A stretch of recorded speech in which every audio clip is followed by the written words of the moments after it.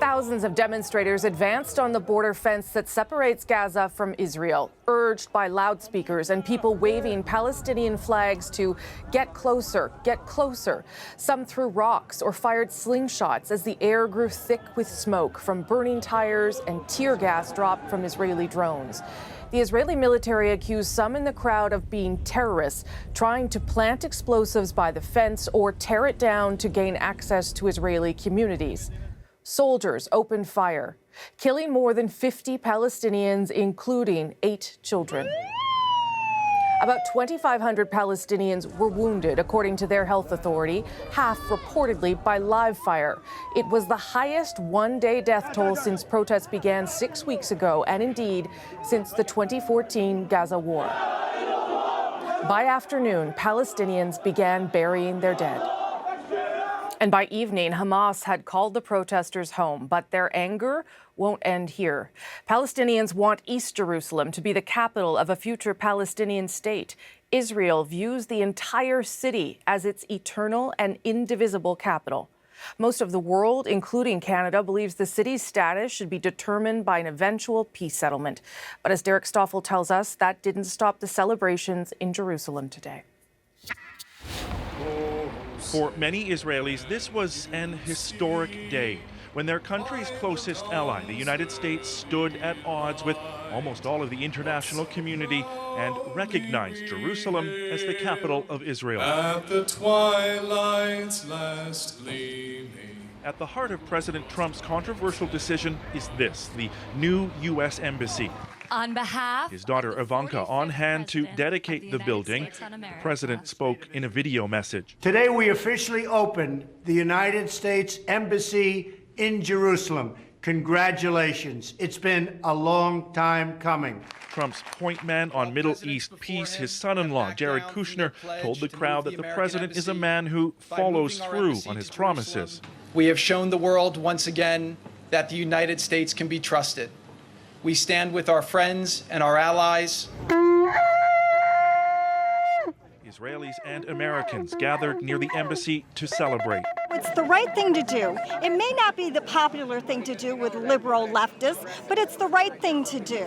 While most Israelis support Trump's decision to move the embassy, a small but vocal minority came out to back the Palestinians. Stop the killing! Stop the hate! Leading to angry confrontations here in Jerusalem as well. Israelis left versus right. You don't need to speak Hebrew to understand the anger. Not long after this pro-Palestinian demonstration began, the police decided enough was enough, seizing Palestinian flags and banners, detaining a handful of protesters. They are afraid of the Palestinian flag, which is a symbol of a nation struggling in order to be free. Over the relocation of the U.S. Embassy is expected to spill into tomorrow, a day when Palestinians will once again take to the streets in demonstrations against both Israel and the United States. Derek Stoffel, CBC News, Jerusalem. Now, U.S. presidents on both sides of the political divide had promised this move, but failed to deliver once in office. In part, that's because a lot of the foreign policy establishment in Washington and beyond sees it as pouring gasoline on the fire. So how did Trump get here? Keith Bogue explores that question. Jared Kushner's appointment as his father-in-law's Middle East advisor was an early signal of how the Trump administration would handle one of the world's most contentious hot zones. Drafting a peace plan would not be left to the elites of the State Department. Kushner, who has no foreign policy experience and has not been approved for White House security clearance, has a more valuable currency, a familial relationship with a president who is demonstrating a new level of support for Israel. President Trump acknowledged another truth and kept another promise. He announced his intention to exit the dangerous, flawed, and one-sided Iran deal.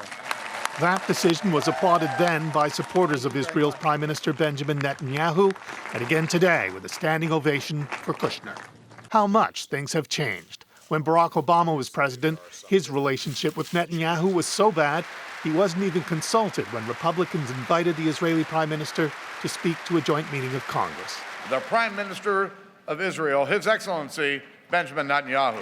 And Netanyahu used that nationally televised moment to undermine Obama's efforts to negotiate with Iran on its nuclear weapons program. It doesn't block Iran's path to the bomb. It paves Iran's path to the bomb.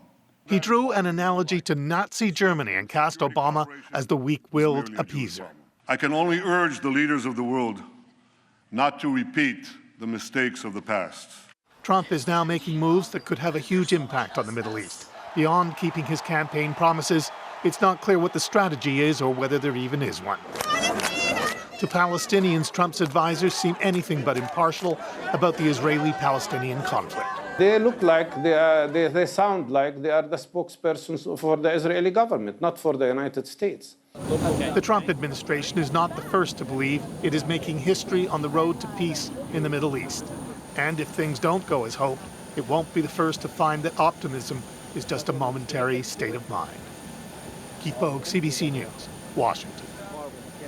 Now, no one from Canada was at the opening today. Global Affairs says the event was a bilateral ceremony between Israel and the United States, and as such, Canada was not invited. But Foreign Affairs Minister Chrystia Freeland tweeted her dismay at today's violence, saying this: "We are saddened by deaths and injuries that occurred today and over past weeks. It is inexcusable that civilians, journalists, and children have been victims."